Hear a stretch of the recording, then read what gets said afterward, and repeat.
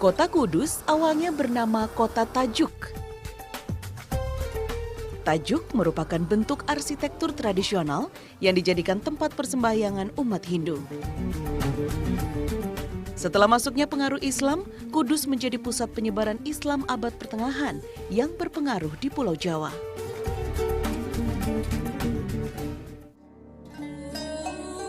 Nama Kudus sendiri diberikan oleh Sayyid Ja'far Shadiq Asmad Khan, salah satu dari 9 wali yang lebih dikenal dengan sebutan Sunan Kudus. Sunan Kudus adalah putra dari Sunan Ngudung yang lahir di Al-Quds, Palestina dan merupakan keturunan ke-24 dari Nabi Muhammad SAW. Dahulu, bagi masyarakat Hindu Jawa khususnya yang tinggal di Kota Kudus, sapi adalah hewan yang suci, yang pantang untuk disembelih dan dimakan. Sebagai wujud toleransi dan menghormati keberagaman yang ada, Sunan Kudus melarang mengkonsumsi daging sapi, walau secara syariah Islam dihalalkan, dan menggantinya dengan daging kerbau.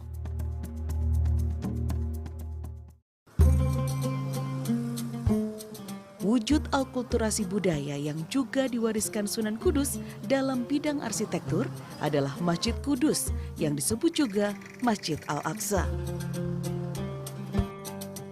Masjid Kudus dibangun pada tahun 1549 Masehi dan menggunakan batu Baitul Maqdis dari Palestina sebagai batu pertamanya. Masjid yang terletak di desa Kauman ini berbentuk unik karena memiliki menara serupa dengan bangunan. Assalamualaikum warahmatullahi wabarakatuh. Apa kabar semuanya? Semoga tetap sehat. Kali ini kita akan belajar kembali melanjutkan bab pada semester ini, yaitu bab Wali Songo. Pada pertemuan kali ini kita akan belajar mengenai Sunan Kudus. Mari kita bahas bersama-sama. Sebelumnya, siapakah itu Sunan Kudus? Sunan Kudus atau yang bernama asli Ja'far Shadiq merupakan putra dari Raden Usman Haji dan Nyai Syarifah. Sunan Kudus diperkirakan lahir sekitar tahun 1500 Masehi dan ia merupakan pendatang di Pulau Jawa, sehingga dia berasal dari luar Pulau Jawa. Sunan Kudus banyak belajar ilmu agama dari Sunan Ampel dan beberapa tokoh lintas bangsa, yang mana kedepannya hal ini akan mempengaruhi corak dakwah yang dilakukan oleh Sunan Kudus. Selanjutnya, apa sajakah kepribadian yang menonjol dari sosok Sunan Kudus? Yang pertama adalah tekun dan disiplin. Yang kedua adalah ahli dalam tata pemerintahan, karena keluarga dari Sunan Kudus ini merupakan keluarga besar yang masuk dalam Kesultanan Demak.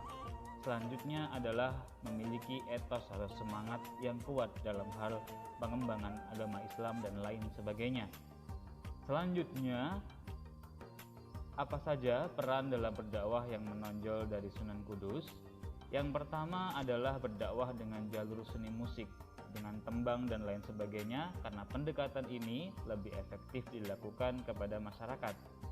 Yang kedua adalah mengajarkan agama Islam lewat budaya lokal atau budaya yang berkembang pada daerah tersebut. Pada saat itu Sunan Kudus berdakwah di wilayah yang masih banyak penganut agama Hindu, Buddha, dan lain sebagainya. Yang ketiga adalah mengembangkan Islam lewat Kesultanan Demak. Di depan telah kami jelaskan bahwa keluarga Sunan Kudus merupakan keluarga yang masuk dalam pemerintahan Kesultanan Demak. Selanjutnya, corak strategi dakwah sangat memiliki kesamaan dengan Sunan Ampel dan Sunan Kalijaga, yang mana Sunan Ampel dan Sunan Kalijaga lebih mengarah kepada penggunaan budaya lokal dalam berdakwah. Selanjutnya, menciptakan tembang Mas Kumambang dan Mijil, di mana tembang ini nilainya atau isinya merupakan nilai-nilai Islam. Selanjutnya, mengawali sebuah tradisi beduk dandangan, yaitu menabuh beduk berkali-kali sebagai tanda awal puasa. Ini masih dilakukan di beberapa wilayah, terutama di daerah Jawa Tengah sampai sekarang. Selanjutnya, situs peninggalan Sunan Kudus.